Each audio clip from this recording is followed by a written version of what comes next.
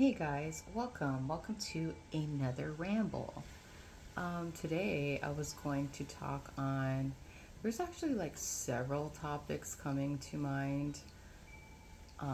Some of them were pretty complex, and I was just like, I don't even know how to even put that into words, let alone make a video on it.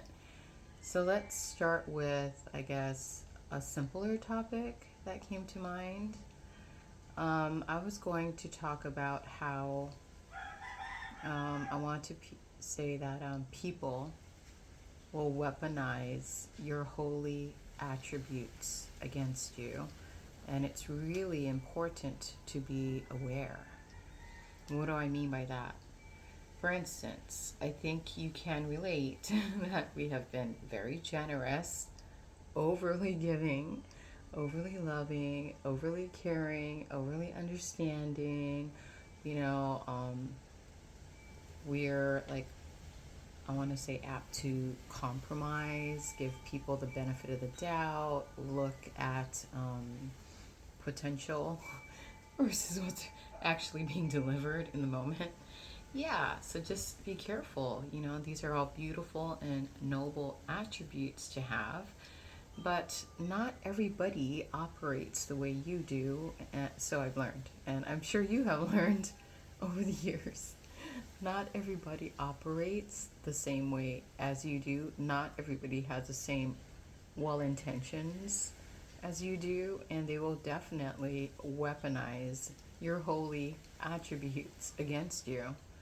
And it's really like important to be like vigilant and really aware of this operating scheme, or else people could use you, abuse you, you know?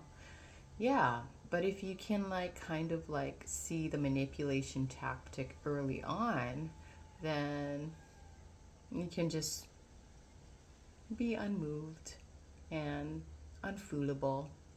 Yeah, and the thing is, like, I've also noticed, like, when people use these tactics, they're usually opportunists. You know, they're usually like narcissists or users, you know, like really like emotionally unevolved people, if I were to be completely honest. You know, and they need a source. Don't become the source, guys. They need to learn how to become their own source. That's facts. You know, if the more people like enable their behavior, the more they're going to think it's okay, and it really isn't. You know.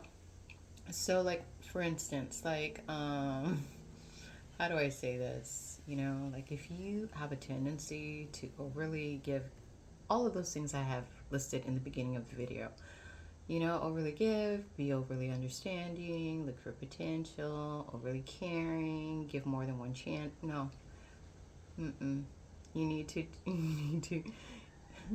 I mean, obviously, it depends on the people you are collaborating or cooperating with. But even then, you know, I feel like, you know, some people are some manipulators, some highly skilled manipulators. They come off as pretty charming in the beginning, so you could easily be fooled, you know. So it's like I said, it's really important to be vigilant in like assessing situations and managing and regulating how much energy you give out to another person, you know.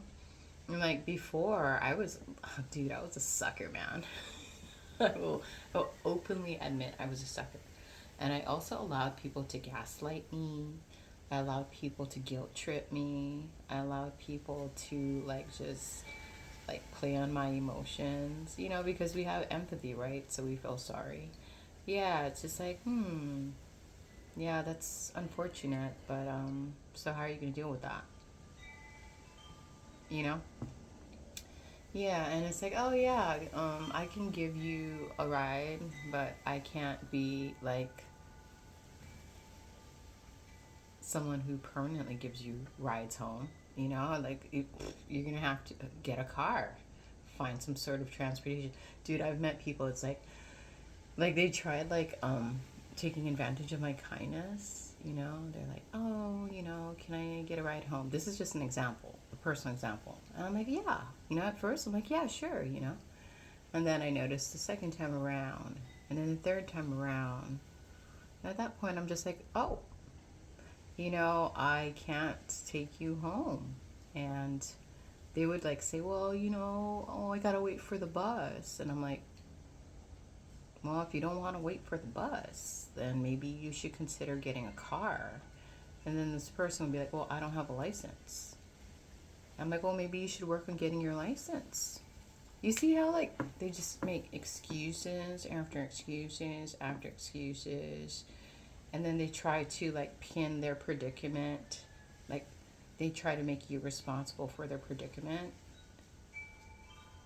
Make it make sense. Make it make sense. You know? And then like people, and I don't know, I don't know if this is gonna come out the way I want it to, but like people who are like complaining about being broke and they don't have food, what are you spending the money on? And my whole thing is like, they're like, oh, I don't know. They probably spend it on stuff they don't fucking need. They spend it on things that I don't know. Think, guys, come on. Make things make sense. Yeah, and then they'll play on your kindness and your generosity and your empathetic nature, and they'll be like, oh, can you get me food? And yeah, I don't mind getting you food, but if it becomes like a habitual thing where you think I'm your new ATM or your new like limo driver, personal limo driver, I'm like, yeah, that's a no. That's an no no. That's a no thank you, you know? It's like, well, okay, like I can help you out this time, but now you need to help yourself. How are you going to get out of this predicament? Because at this point, you're creating a cycle with me, and it's an unhealthy one, and I don't want to participate. So let me help you get out of this mess. And if you don't want to, then I can't help you. You know, you need to stop enabling and stop allowing people to gaslight us or guilt trip us or play on our emotions, so we bypass our intuition and our logic. Yeah, no, no, no. Standing on business this year, 2024, guys. Yeah. And like before, like I would like let people get away with like unexcusable behavior because I was trying to be understanding and I was trying to be kind. I didn't want to hurt their feelings. You're just teaching them to continuously hurt you. Make that make sense. It's like you are also a part of this equation. You're not exempt. You are part of this dynamic. So you are just as important as the next person that you're trying to protect. Are you protecting them? Or are you letting fear hold you back? Like for me, it's just like, okay, right now, your behavior was inexcusable. I didn't like the way you treated me. I didn't like the way you talked to me. How are we going to resolve this? It's like, I am no longer going to stay silent. I am going to call a spade when I see it. And, yeah, I'm going to stop enabling bad behaviors, you know? Like I said, be aware. I think a lot of people mistook our kindness for weakness, and you know what? It was. Until you realize that it's not a weakness, it's a strength. You were just regulating it wrong. You were just distributing it and overly distributing it to the wrong people. Your generosity is, all of these things are just the most noblest strengths that a person could have.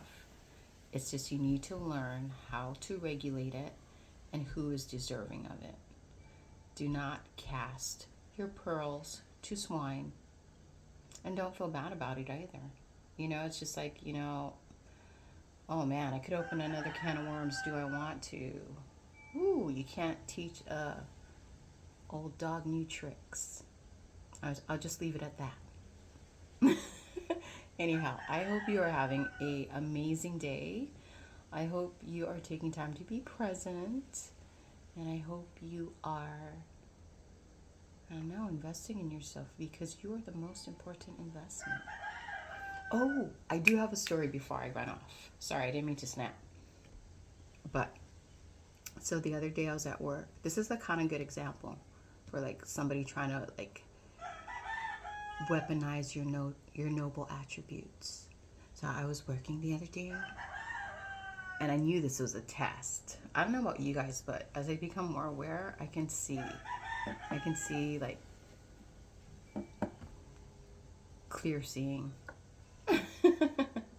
Like I think I was pretty good at it before, but oh yeah, I can sense and see things early on with more accuracy.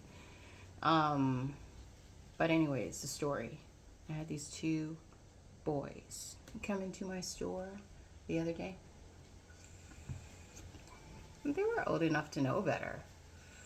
They were like, I don't know, 12, 13. They were old enough to know better. But they had like super grimy energy on them. Like I could sense it. Like super low vibrational energy. Like just, I don't know. Honestly, I feel like they had demonic entities definitely like attached to them and using their vessel to just wreak havoc. I could sense that. The funny thing is, they were with their mom, and the mom never even course corrected them. But, anyways, really simple. So they come up to me and they're like, give me a bag. And I was just like, what? And they're like, give me a bag. And I'm like, for what? And he's like, because I want one. And I was like, no, I can't give you a bag. And he's like, I'm like, especially if you didn't buy anything. Like, what's the point? And he's like, come on, it's free and you can do it. And then he had his friend egging him on and saying, yeah, you can do it. What's the problem? Like, why can't you give us the bag? And I looked them in the eye and I said, I can't give you a bag. And right now, I don't know, I made some stupid excuse, but I basically said, right now we are on camera. My manager's watching me, and it wouldn't make sense if I gave you this bag, especially if you didn't purchase anything from this store. Why don't you go off somewhere else and see how that works for you? And they're like, oh, we tried, and nobody was. I'm like, well, I ain't gonna give you a bag either. So stand on it. Stand firm. Stand on it. They're gonna test you. They're gonna push the boundaries. You're gonna see like how like if you learn the lessons, you know, if you learn the lessons. No, and oh no. Anyways, if you learned something from this video, cool. If you didn't, that's cool too. Blessings to one and all. Amen.